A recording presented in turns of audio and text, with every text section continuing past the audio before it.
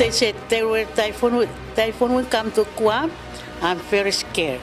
I always pray to God to help me and my family and all the people of Guam.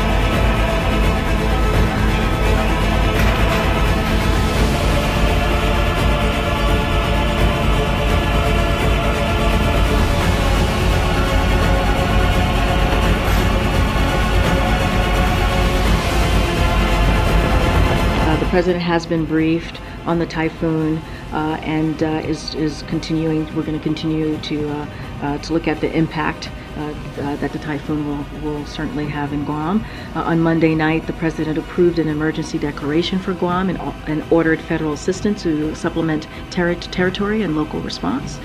Federal agencies, including FEMA, Coast Guard, U.S. Army Corps of Engineers, and the National Guard, have been deployed and are coordinating response effort.